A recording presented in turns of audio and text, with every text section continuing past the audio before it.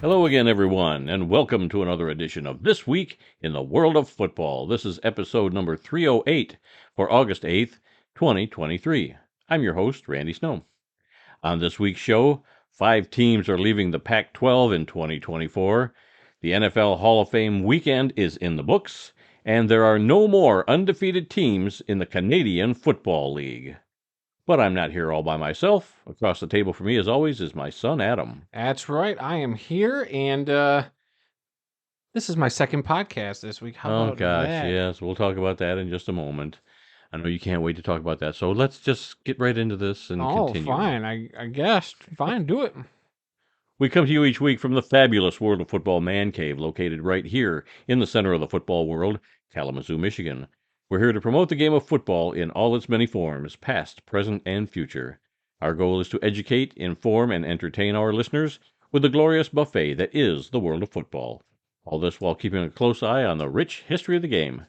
Thanks for checking out our podcast. We'd love to get your feedback on one of our many platforms: Apple Podcasts, SoundCloud, Stitcher, TuneIn, Spotify, iHeartRadio, and Amazon Music. So you can simply ask your Alexa device to play the World of Football podcast. We also have timestamps down in the description to help you find the topics you just can't wait to listen to. You can also find our podcast in its full audio form on our YouTube channel, youtube.com/@theworldoffootball, as well as other selected videos, like a couple that we've uploaded this week. Yeah, been busy. Very busy week for you. Yeah, you haven't gotten much sleep lately. That's not true. But after last week's show, we posted an interview with PFRA President George Bazika. Yeah, you heard the audio at the end of the show, and then we posted the video of it. The video was done a day or so later. Oh, it was that night? Was it that night? I believe it was that night. Yep. And then we just posted one, was it last night or 2 nights ago? A couple nights ago. Yep. 2 nights ago, we posted one called The Immaculate Convention, and this was like a travel log of our trip, going down there, all the things we saw, the people that spoke, all about the 2023 PFRA convention in Pittsburgh. And last but not leastly, a new podcast by you and your brother-in-law Kyle called Just Lying Around, where you talk everything Detroit Lions. Yeah, it was our first podcast, Kyle's first podcast, other than his couple of guest appearances on here. Yep. Obviously, first time jitters for him. We're going to try to do it after every Lions game. Maybe not the day after, but maybe when the full season gets rolling, maybe like every Monday, and after the day after, like a Monday night game or something, we'll do it. So we'll figure it out. We appreciate any feedback and improvements. As it's a baby. It's one episode. We're 308 on this one. It was episode 1 on our podcast. So we're just a baby podcast, getting our feet. Now on YouTube, you actually had video of the two of you speaking. Yeah. But on SoundCloud, it was just the audio part. So, if you're in your car and you want to listen to it, you can do that. Yeah, it's on our podcast feed. If you're at home and you want to watch these two guys, I don't know why you would. Lug their way through You can see why we have podcast. Faces for radio. You can do that too. So, yeah. All right. Let's begin today's show with Adam and the World of Football scoreboard. That's right. We're going to start off with the Canadian Football League. It was week 9 up there in the great country of Canada. Thursday saw the Winnipeg Blue Bombers destroy the British Columbia Lions 50-14. Winnipeg quarterback Zach Collaros completed 19 passes for 369 yards and 3 touchdowns, while running back Brady Oliveira ran the ball 9 times for 67 yards and 2 touchdowns. Wide receiver Kenny Lawler had 7 catches for 200 yards and a touchdown. Then wide receiver Dalton Schoen caught 5 passes for 137 yards and 2 touchdowns for those Blue Bombers. A lot of offense on that team. A lot of touchdown bombs being thrown by those Blue Bombers. Then for the British Columbia Lions, quarterback Dane Evans completed 12 passes for 11 yards. Is that a typo? Yeah, that's a typo. It was like 100. I was gonna say only 11 yards on 12 passes. Yikes! Might have been 117 yards. I'm not sure. It wasn't a whole lot. Okay, no touchdowns, 2 interceptions. So, man, just when we thought the British Columbia Lions were the second best team, they talk about a couple teams this week getting some sense knocked into them this week. Yeah, Winnipeg. Almost looks like they're back into their form of last year when they were just running over everybody. Yeah. It took them a few games, what is it? This is week 9. Yeah. But yeah, they're starting to catch fire. So yeah, watch out for Winnipeg. Yeah. And then on Friday, the Calgary Stampeders took out the defending Grey Cup champion Toronto Argonauts 20-7, giving the Argos their first loss of the season. Talk about knocking another team down. Calgary quarterback Jake Mayer completed 22 passes for 148 yards, no touchdowns, while running back Dedrick Mills ran the ball 27 times for 137 yards, no touchdowns. Then for Toronto, quarterback Chad Kelly completed 4 passes for 94 yards and a 76-yard touchdown pass before sustaining a leg injury in the second quarter. He was replaced by quarterback Cameron Dukes, who completed 8 passes for 63 yards and an interception.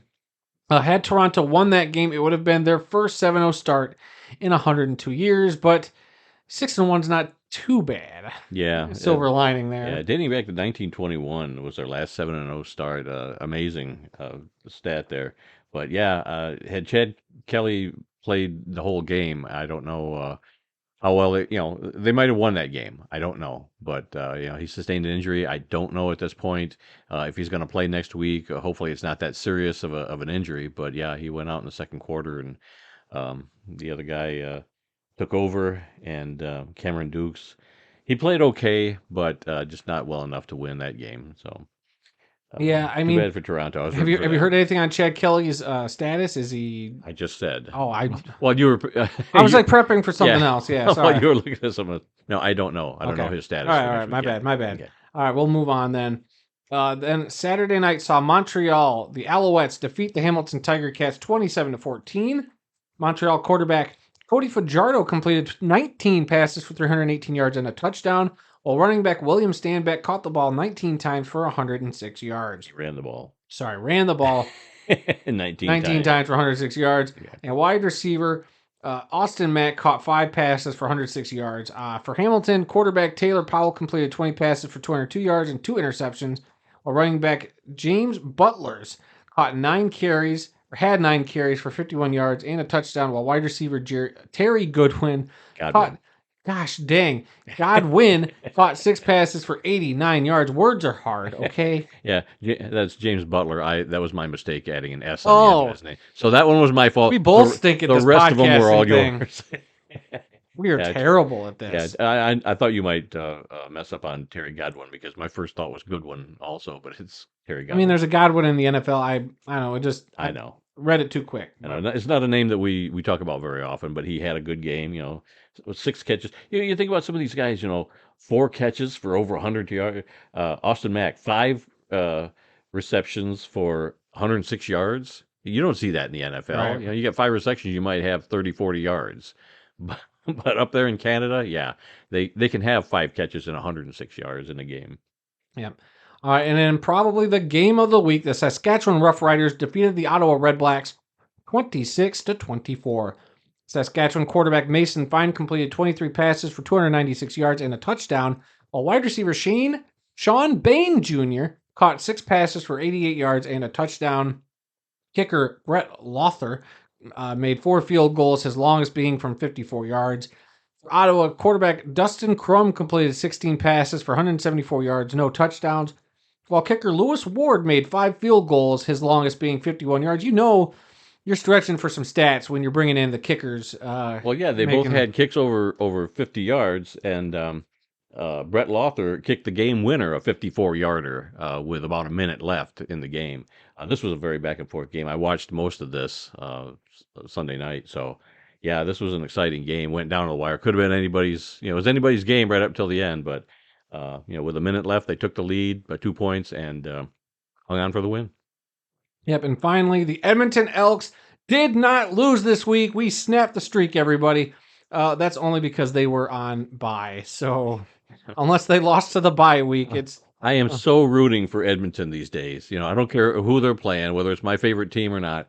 I am so rooting for Edmonton to get a win. Yeah. By hook or by crook. I don't care. Just get a win, please. It sounds like they're making a quarterback change. Yes, they are. Next game, they're going back to Trey Ford. Oh, okay. And he was good last year, and he's one of those Canadian quarterbacks where they don't have a lot of quarterbacks from Canada. They're all from the States. But he played very well last year, and I'm looking forward to seeing him. And I think the fans want to put him back in there too. So maybe this will be just what the doctor ordered for the Edmonton Elks. We will see. So real quick, your CFL standings after Week 9. In the East, the Toronto Argonauts still sit at the top with a 6-1 record, followed by the 4-3 Montreal Alouettes. 3-5 Hamilton Tiger Cats, and 3-5 Ottawa Red Blacks.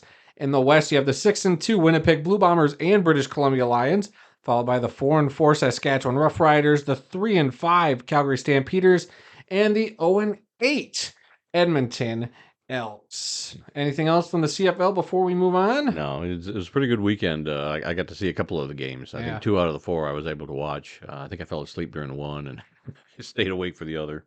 Okay. All right. Well, then in the Indoor Football League, they had their national championship game over the weekend in Las Vegas. It was actually broadcast on CBS Sportsnet here in the States. I watched it. Yeah, you did. I caught the tail end of this game. And congratulations to the Bay Area Panthers, who defeated the Sioux Falls Storm 51-41. The Panthers only got one victory last year. Yeah. So to go from one and whatever a season ago to the champions, I mean, that's a couple of turnarounds. I mean, the Northern Arizona Wranglers were in the same situation before they won a championship. So something about hey, go one in whatever your first year and then come back the next year and win a championship. That's a nice trade-off. Yeah, and I hate it when people do this, but I'm going to do it. I called that last week. I said that Bay Area was probably going to win that game, and they did. Now, it was a close game until the end. I think it was like a turnover towards the end that was returned, and that was kind of the difference in the game. Put them up by 2 scores when Sioux Falls could have come back and maybe tied it up or kept it close with another touchdown, but they got a score and an interception return for a touchdown in the fourth quarter, and that was the margin that they needed, and Sioux Falls just couldn't put it together after that. Yeah, and quarterback Dalen Sneed was named your MVP of the game.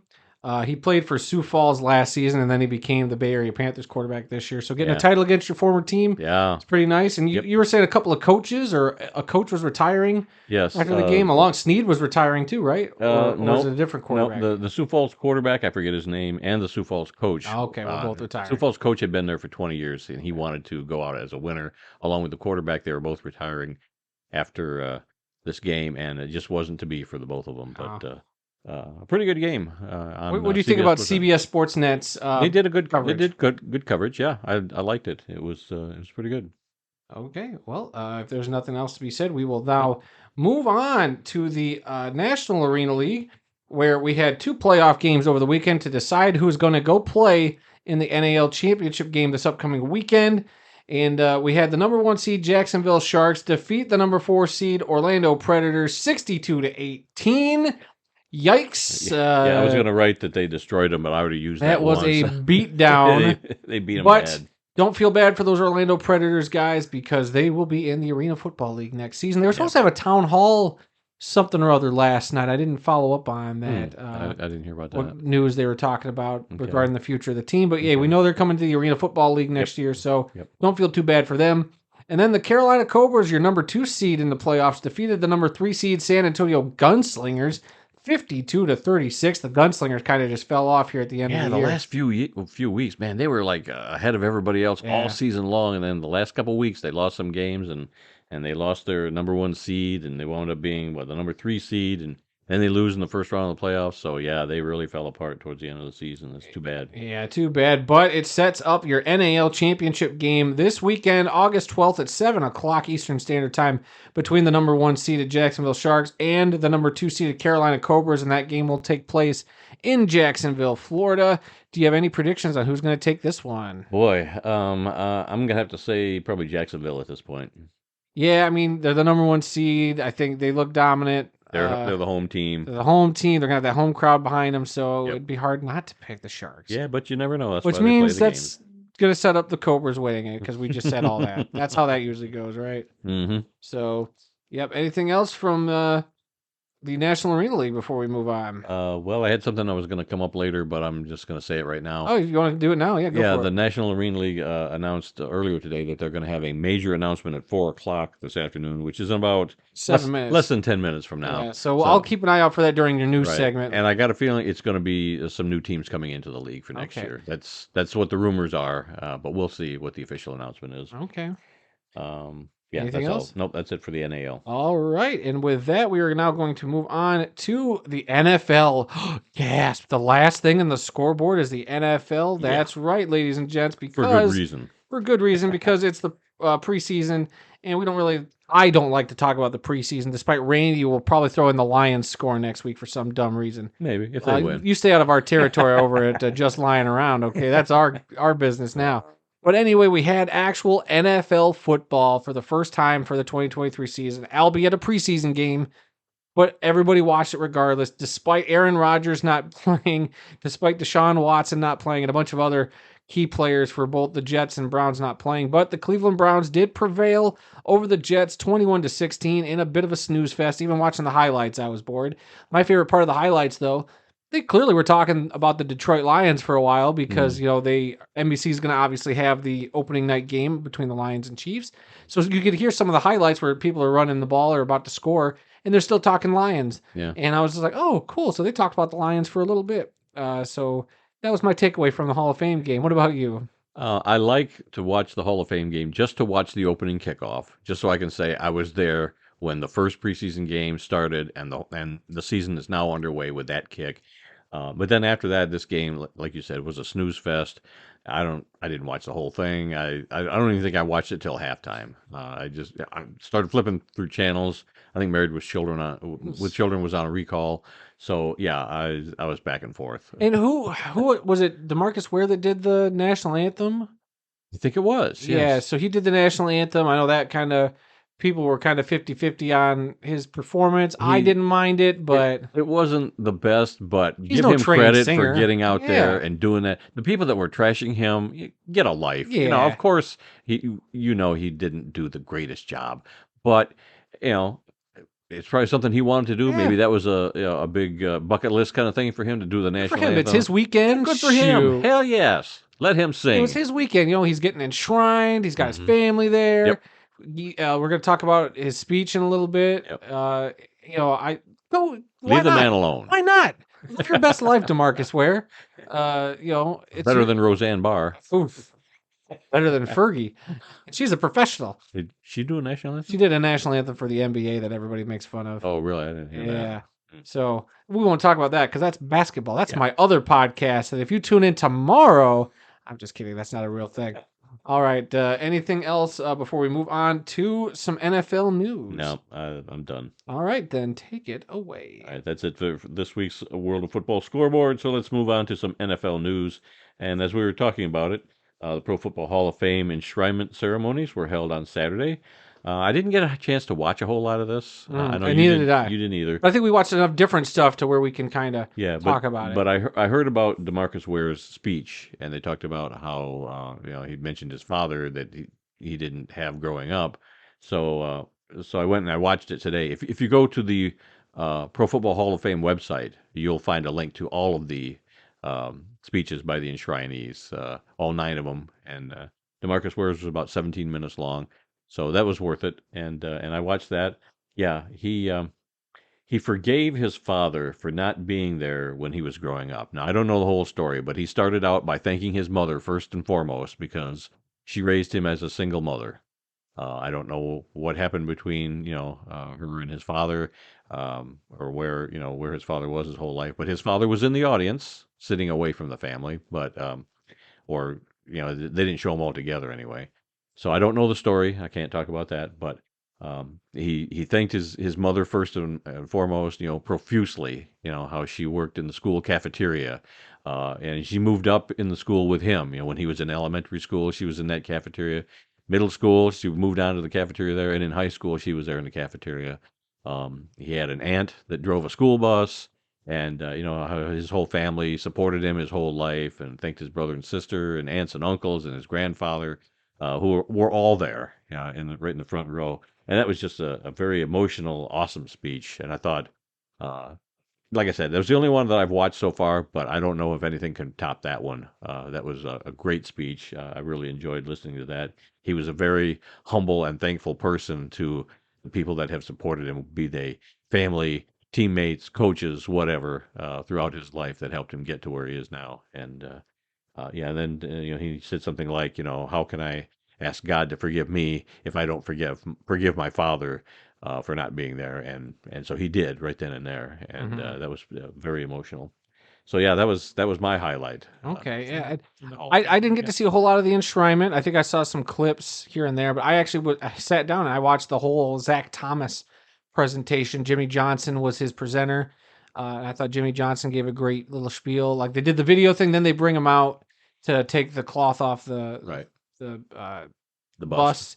And Zach Thomas, he was the AFC Defensive Rookie of the Year '96, 5-time All Pro, 7 Pro Bowls. He played for 13 seasons between Miami and Dallas. And I just thought he gave a great speech. That's the only one I really sat down and watched the whole thing for.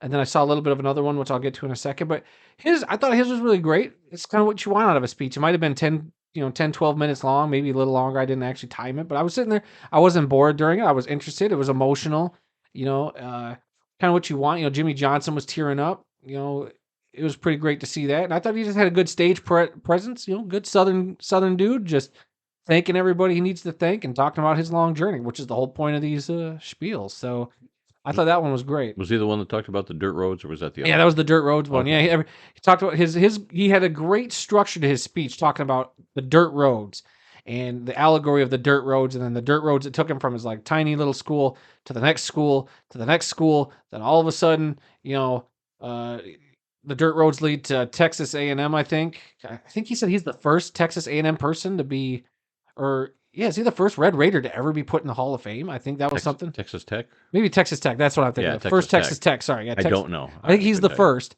So I thought that was cool. I didn't know that. But then he talked about, then he gets to the paved streets of Miami when he was playing in Miami. So I just thought it was a great speech and how the dirt roads led to that. And I was like, that was a pretty cool way to go about that. Now let's see. The other guy I saw, I want to say it was, Cincinnati cornerback, defensive back, Ken Riley. He's passed, several years ago, but his son gave his speech for him, and I don't have his name here at the top. I'm like scrambling for it, but I thought his was great. Just talk about his dad, and still having that record of or he's like in the top 5 all-time interception leaders, and he hasn't played in like 40 years. It's just an absolutely incredible stat. He even went into the NFL, he wasn't supposed to be a cornerback. He was a wide receiver, I want to say, but then they brought him in and he played defensive back, and he's a top 5 all-time interception leader. It was just a great story. It was cool to see and hear. I just, that's the kind of stuff. And I think I had to go do something else, so I couldn't finish that spiel or that speech, but they're always great. These speeches are always great. They always got great either one-liners or, great chunks that they can play for eternity, because all these guys have great, different, valuable experiences in the world of football. So again, Chris Berman was also the master of ceremonies there. Every year, I love him coming out. It's not a Hall of Fame ceremony without Chris Berman. He always does a bang up job with that. So I always appreciate seeing him.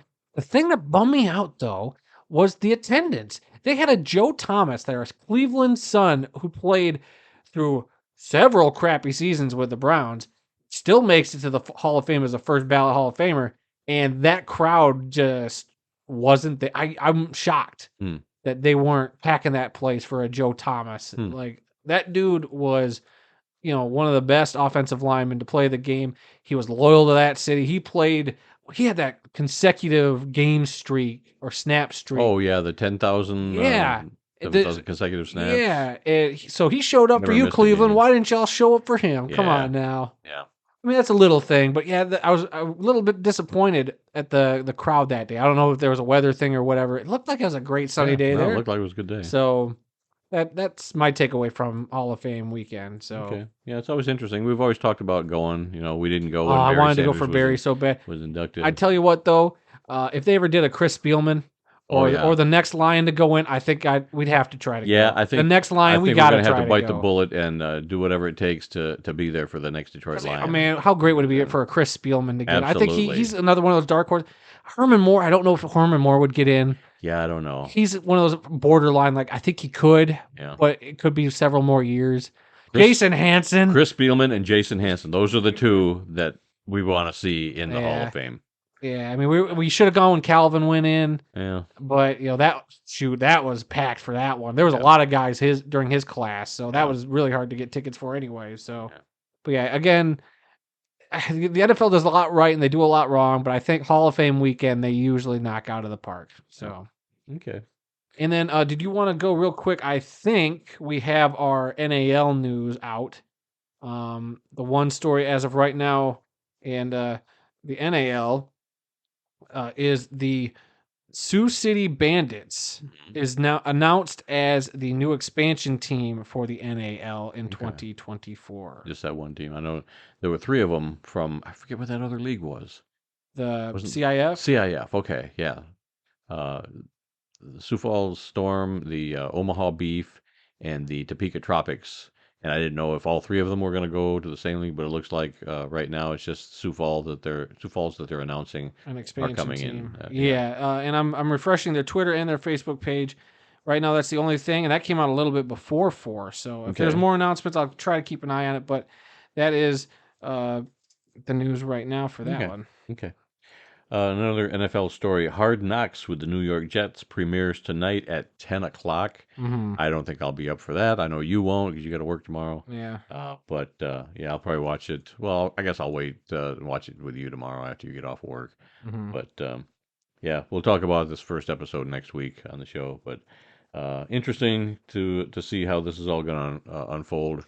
Yeah. How is Aaron Rodgers going to be? Is he going to be portrayed as a prima donna or as just a regular Joe trying to make it with a new team? We'll see. It'll be interesting to see what angle they take with the Right. Jets this year. I mean, it's going to be hard, and we're going to be a little biased because we thought last year's Lions Hard Knocks was some of the best they've done since we started getting into Hard Knocks. Sure. So I'm just curious to see what they do with it. As long as I'm entertained, that's all I want. Just entertain me a little bit. This is one of the most overhyped teams, or hyped. I can't say overhyped because they haven't done anything yet, but they are being hyped extremely high this year. The media is hyping them up because Aaron Rodgers. To see some of the stuff behind the scenes, I'd be very curious. I'm kind of curious about Sauce Gardner. If they focus on him, I actually think he's one of the best players in the league. So I'd be curious to follow him around after his great rookie season, beating out Aiden Hutchinson. I want to see some Sauce Gardner. I think him and Garrett Wilson, the 2 rookies they had last year, 2 of the guys I want to follow. And see if Zach Wilson, the backup quarterback there, is featured because of the whole drama with him and Aaron Rodgers now. So we'll see. Yep. We shall find out as we check that out tomorrow. All right. Here's an interesting story. The Detroit Lions season tickets have sold out for the first time since the team moved to Ford Field in 2002. That's 21 years. Unbelievable. And I find that a little hard to believe because there have been so many games when the place is packed. Now, the article I read that article and a couple other ones, and they never said how many season tickets were sold. That's the kicker. It's obviously you don't sell those season tickets; they go up for. It seats 65,000, and not all of those are going to be season tickets. There might have been 60,000, but I don't know what the number was for season tickets. But already they said that there is a waiting list for tickets to games. So I guess every game is sold out. I'm glad we got our tickets to that Monday night game the day the schedule came out. Snagged those real quick. So yeah, I don't know if you're going to be able to go to another game this year or not. And we'll see. I mean, if it's already sold out, good for the Lions. I can't complain too much. But I mean, I would hope they would still package some single game stuff like they did last year. We'll have to wait and see. I don't know. I mean, I would love a whole season of shutouts. That would be amazing for. Sellouts and shutouts for the Lions. I'd take shutouts too, as long as we're the ones doing the shutting out. Yeah, I agree with that.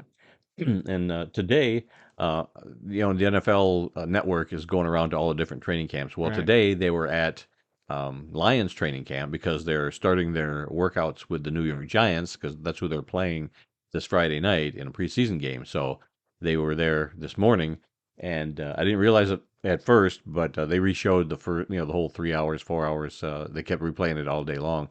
So I hit record on one of them. I think I recorded most of it, and they were bouncing around between a couple of different teams. But while I was watching it, they were talking with Barry Sanders, of course, and they mentioned that Barry's going to be getting a statue outside of Ford Field during week 2 of the season, which will be their first home game of the regular season. And we talked about this before. A couple of months ago we mentioned that he was going to be getting a statue. Well, it's happening now, and it's going to be the second week of the season. They're going to unveil that. So very well deserving. Yep, I can't wait to see it when we go to that Monday night game. Yeah, I want to get my picture taken, but it'll probably be at night. I'm sure that whole street will be lit up, but whatever. maybe we can go back some other time Yeah. when we're in town. Take or a tour. Yeah, take another tour of the stadium. But Especially since they've done all the renovations, we might need to. yeah, and I think haven't heard this, but I don't know if they are planning other statues now that they've got one for Barry. Yeah. Do you have one you want above all others? I would like to see Dutch Clark. Kind of a forgotten player.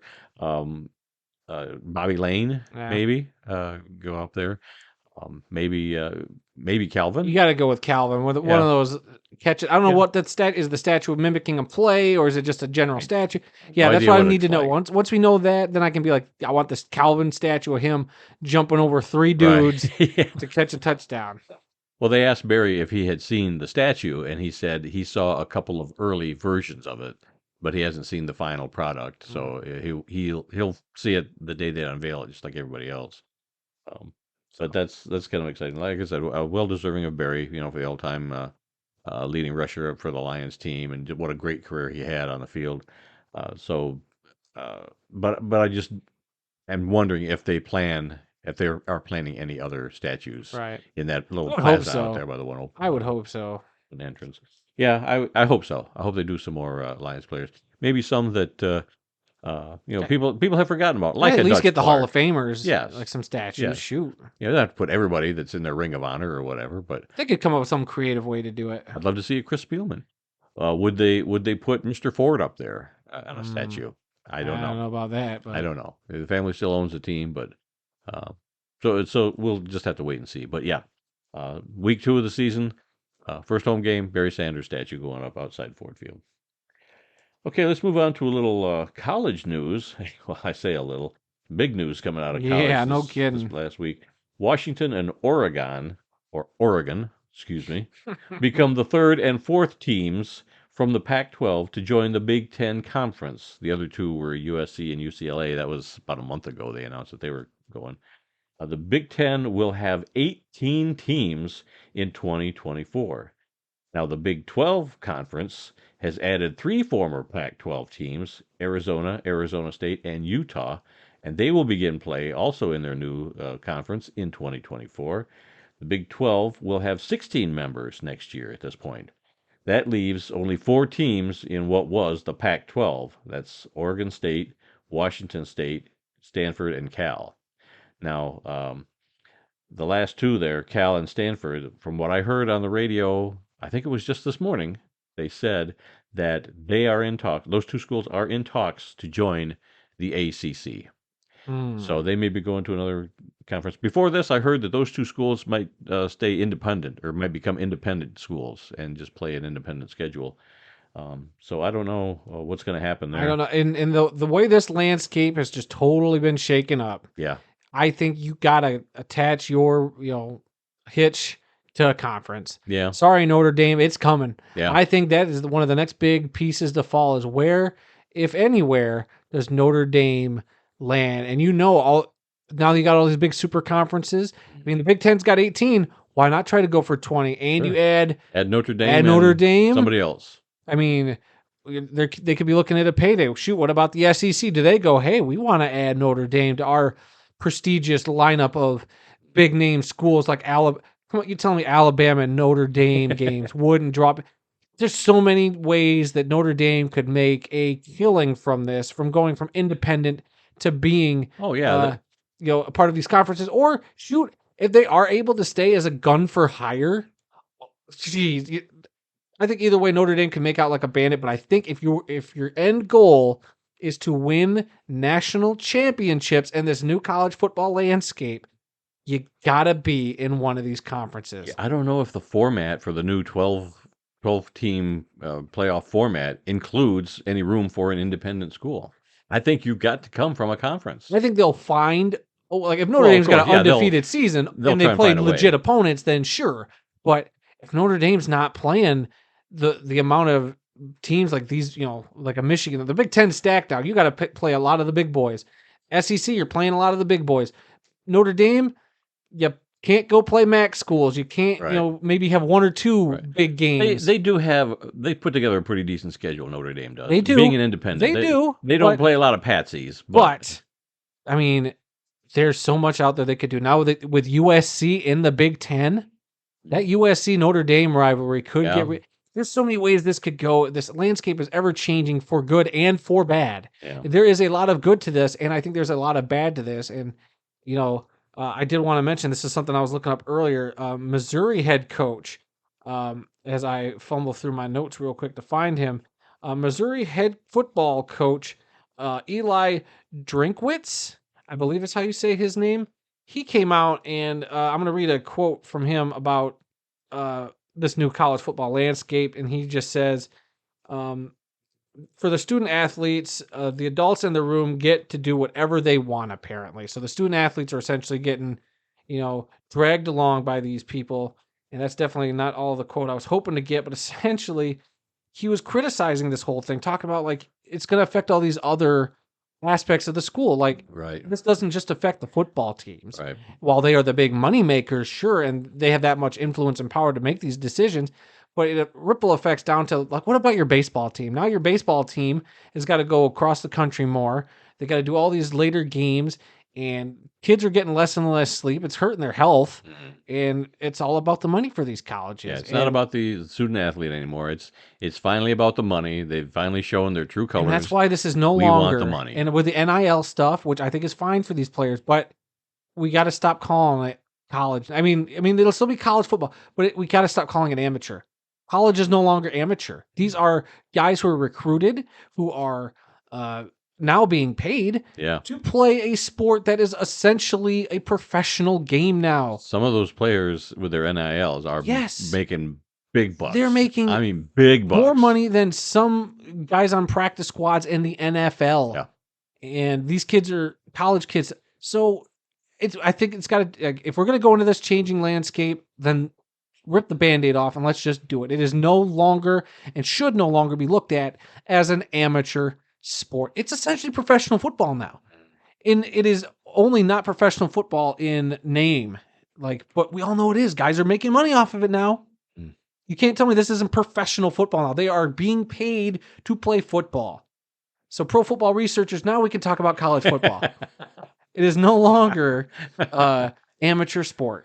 Yeah, that's true. And don't get me wrong. I've been saying there's several times on the podcast, I've talked about college football finally just needs to go to a 2-tiered system for at least Division I. You got your gold and your silver division, because right now, the way all these big conferences are lining up, you're going to have 4 major conferences: Big 12, SEC, ACC, and the Big 10. There you go. There's your gold division. Then you got your MAC schools, everybody else in Mountain West, put them down in the B division. And it's essentially, like people point out, there is now essentially a relegation that has happened. Like in European sports, think about a couple of the schools that were in the smaller conferences. Now they've gotten sucked up to the big conferences. Right. Now you got some big schools who are kind of left out there in the Pac-12 with nowhere to go. Are they going to be essentially relegated now to this lower tier of college football? What's going to happen? Like, it just depends. We'll see where Oregon State and these other 3 schools end up. But I saw a great article talking about how it's essentially a relegation in college football. Yeah. But I think your point is pretty valid, where you should have 2 national champions at the FBS level. You should.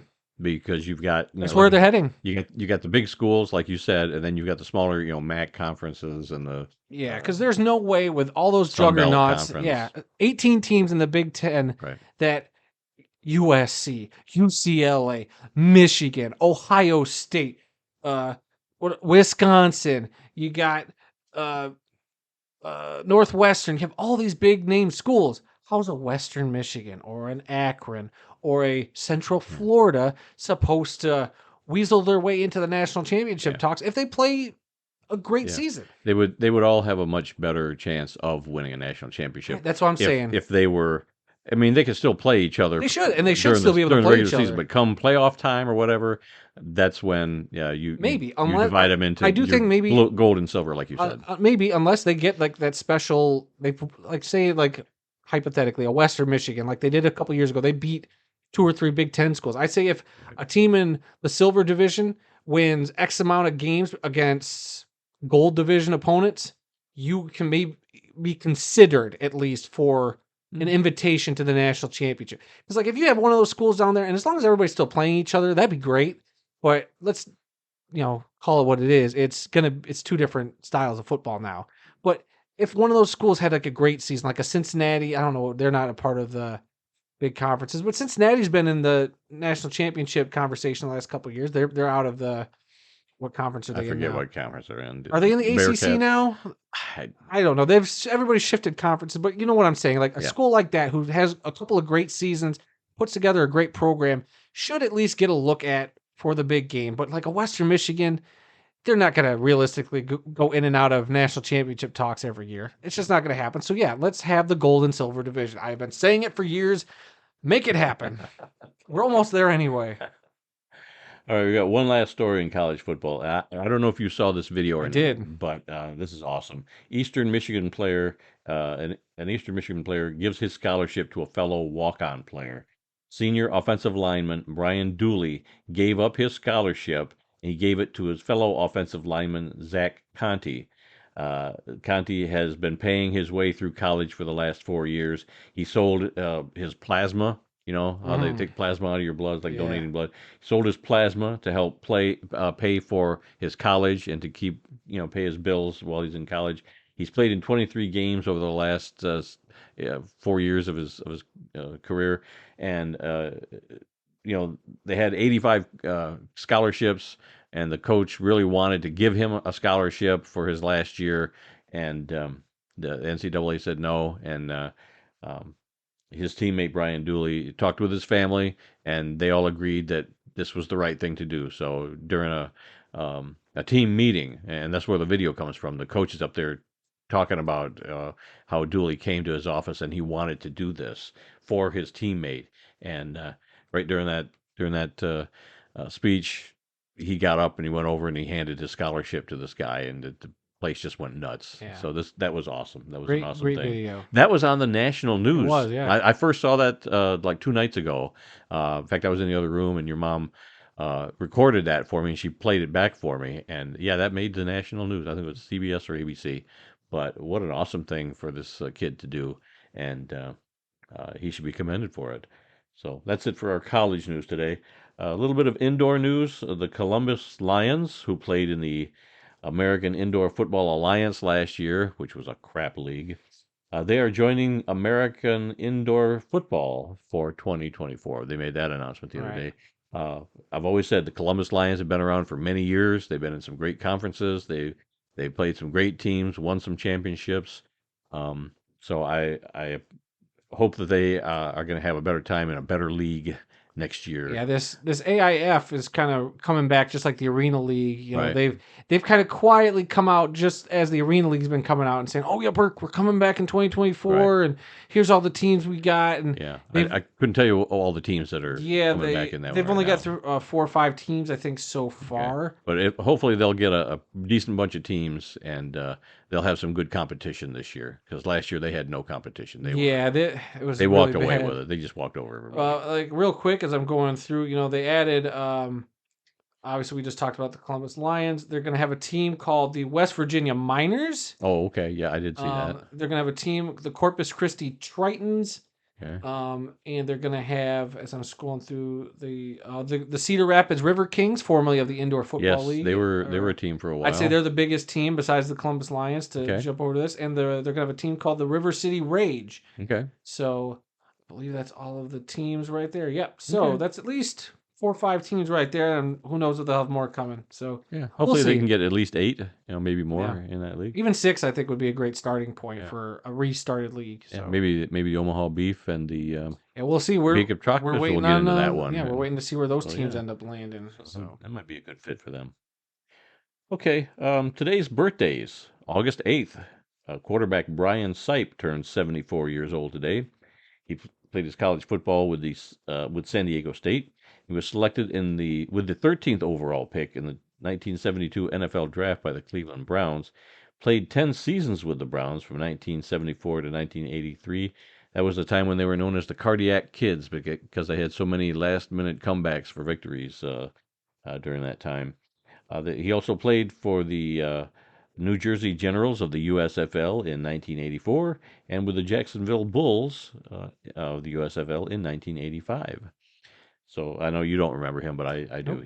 Nope. I think his picture was on the cover of Sports Illustrated. The name sounds familiar. With the with the New Jersey Generals. I want to say that happened, but yeah, okay. And then we've got one obituary today, and this is where we take a moment and honor those who've made the world of football a better place.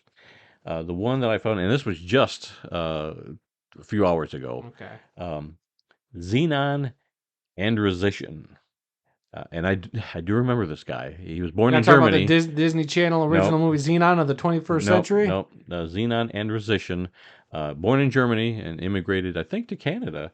But he played in the USFL and the Canadian Football League and the NFL as a punter and kicker. He's passed away at the age of 76.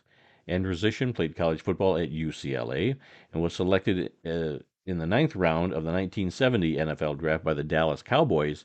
However, he did not make the team. He then signed with the CFL's Toronto Argonauts in 1972 and played for the team through 1977. His 108-yard punt against the Edmonton Eskimos in 1977 broke the all-time CFL record for the longest punt, and the record still stands to this day. He then signed with the NFL's Kansas City Chiefs in 1978 and played one season in the NFL with the Chiefs. He returned to the CFL and played for the Hamilton Tiger Cats in 1979 before returning to the Argonauts for 3 more seasons from 1980 to 1982. He was traded to the Edmonton Eskimos during the 1982 season. He also played 3 seasons in the USFL with the Tampa Bay Bandits from 1983 to 1985. I think that's where I remember him from, or the name anyway. Androzician finished his playing career back in the CFL with the Montreal Alouettes in 1986.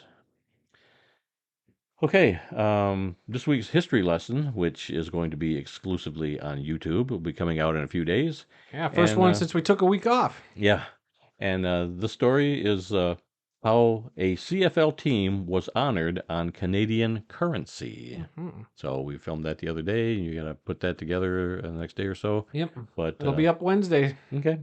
All right. Let's see. Upcoming events calendar. Tuesday, August 15th. Next week is our 6th anniversary show. Oh, next week already. Man. Yeah, I know. I still haven't pulled out my highlights from the last year. I've got them all, Oh, you got a week to do it. I know exactly where they are and where to find them. I just need to sit Take down the time and, to do and go. Why not each... after this show? Well, I don't know. I'll probably do it later on this week, but I will have them done by next week. So during next week's show, we will have a bunch of highlights at the end of the show of some of our highlights and lowlights from the past year. Probably more on you than me, I hope. Whoa, easy there, if killer. I'm pulling those out, yes, it'll be mostly yours. All right. Let's see what else on our upcoming events calendar. Saturday, August 26th, FBS College Football Week 0. Navy versus Notre Dame in Dublin, Ireland is the marquee game, and there are 6 other games that day. And then finally on our events calendar, Thursday, September 7th, NFL regular season begins with our beloved Detroit Lions taking on the Kansas City Chiefs at Arrowhead Stadium. Now, one thing I do want to throw up there, because you did mention it earlier, but the National Arena League Championship game is also this weekend, August 12th. We mentioned it earlier. That's right. I figured since we're talking about upcoming events, that's this weekend, August 12th, 7 p.m. Go find it. I believe it's on YouTube. Is that where they've been? I'm not sure where that's going to be. You'll be able to find it somewhere. I'm sure it's on YouTube. I think all their games are on YouTube. Probably, so, yeah. Yeah, because we watched some of them when we were in Pittsburgh. Yeah, but I found them on YouTube. But I mean, with it being the championship game, like the Indoor Football League had that special deal with CBS Sportsnet. Right. After broadcasting on YouTube all season. So I wasn't sure if the NAL had something similar, but I'm pretty sure their last few championship games have still all been on YouTube. So. Okay. All right. Yep. So that's all I got. No other breaking news from the NAL. I have been refreshing that page just in case, but it does look like their only news is about the Sioux City Bandits coming to the NAL. Okay. All right. Very good. Well, that's all the time we've got for this week. If you learned something during this podcast about the incredible amount of diversity that exists in the world of football, then we have done our job. Visit our website at theworldoffootball.com for news, links, upcoming events, original articles, videos, and more. Our email address is info@theworldoffootball.com. You can also like The World of Football over at Facebook. You can find us at facebook.com/TWOF Kalamazoo. You can also follow us on X, the social media platform formerly known as Twitter. And it will always be Twitter on my phone until it That's forces me to update it. That's right. I refuse to make it X. The address there is at TWOF Kalamazoo.